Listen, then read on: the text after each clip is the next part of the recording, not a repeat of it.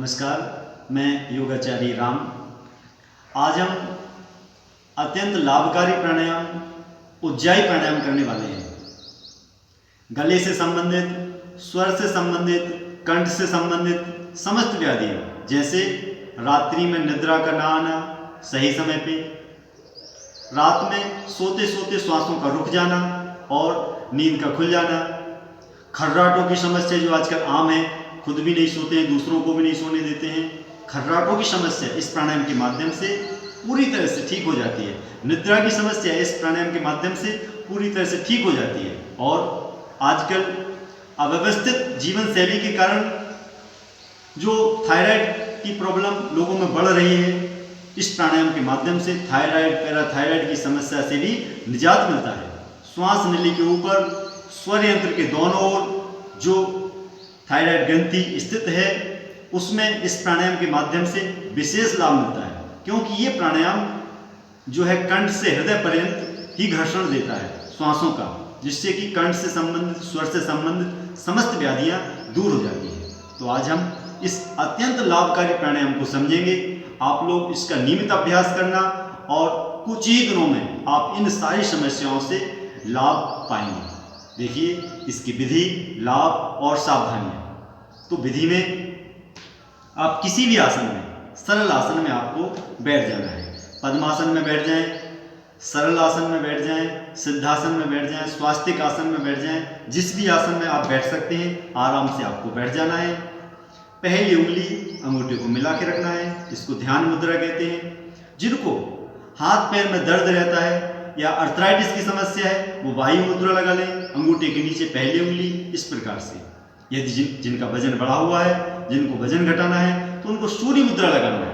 ये जो ring finger है, इसको जो है अंगूठे के नीचे, अंगूठा इस उंगली के ऊपर, ये सूर्य मुद्रा है। तो आइए आज हम ध्यान मुद्रा में बैठ के इस प्राणायाम को करते हैं। रीढ़ की हड्डी को सीधा रखना है। हर प्राणायाम में चेहरे पर प्रसन्नता रखनी है। आंखों को बंद, जो अभी अभी अभ्यास का प्रारंभ ही कर रहे हैं, वह आंखें खोल के भी कर सकते हैं। इसमें बस ध्यान ये देना है कि जब आप श्वास खींचेंगे तो श्वास नली को थोड़ा सा सिकोड़ लेंगे, संकुचित कर लेंगे। श्वास नली को संकुचित करके आपको श्वासों को खींचना है। श्वास नली में ही घर्षण होगा, आपके कंठ में ही घर्षण होगा। नासिका में श्वासों का घर्षण नहीं करना। दोनों नासिकाओं से श्वास खींचेंगे जरूर, लेकिन नासिकाओं में घर्षण ना होके श्वासों का, प्राणवायु का जो घर्षण है वो कहाँ होगा? कंठ में होगा, स्वर यंत्र में होगा। तो ध्यान दीजिए, बहुत सरल अभ्यास है, बस एक बार आप इसको समझ लीजिए। पहले श्वासों को बाहर निकाल देना है।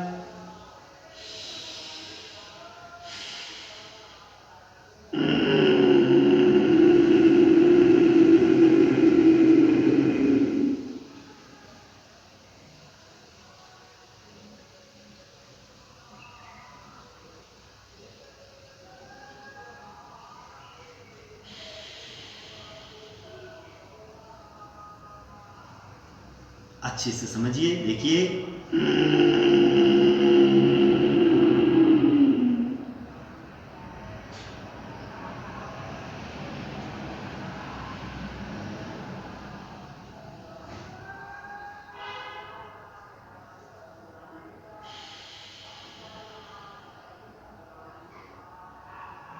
श्वासों को कंठ में, स्वर यंत्र में घर्षण करते हुए खींचना है, अंदर ही रोकना है एवं गर्दन को झुका देना है। इसको बोलते हैं जालंधर बंद। आपकी ठुड्डी को कंठ के पास स्थित कर देना है।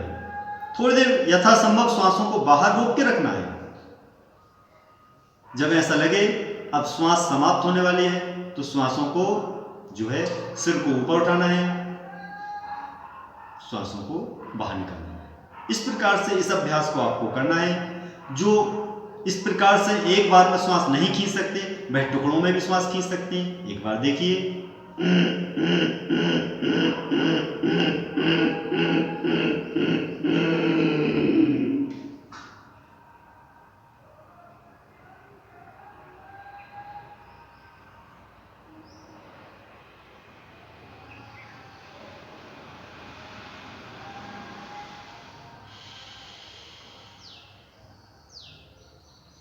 ऐसा नहीं करना कि श्वास अंदर खींचा और एकदम से बाहर निकाल दें।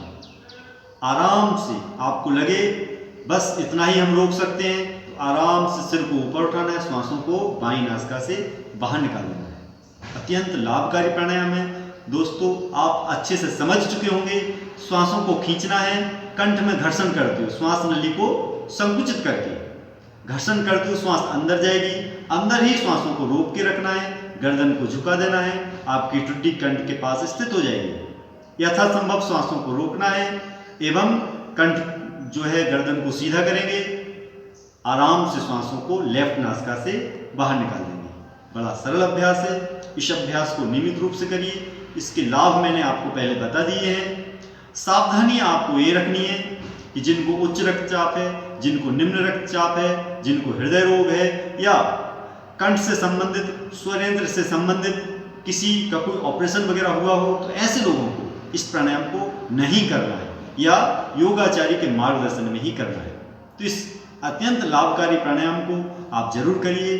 इस समय जो कोरोना का वायरस फैला हुआ है पूरे संसार में, तो ये कंठ को एक्सरसाइज देता है, ये प्राणायाम आपके गले को एक्सरसाइज देता है। इस प्राणायाम के माध्यम से आप गले से संबंधित सभी प्रकार के इन्फेक्शन, सभी प्रकार की एलर्जी को दूर कर सकते हैं। इस प्राणायाम को प्रतिदिन करिए और इसका पूरा लाभ उठाइए। नमस्कार।